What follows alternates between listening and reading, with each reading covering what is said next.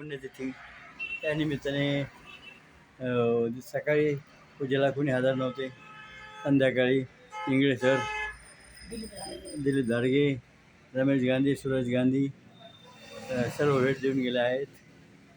आणि पिजू ससानेही इथे बसून आहे.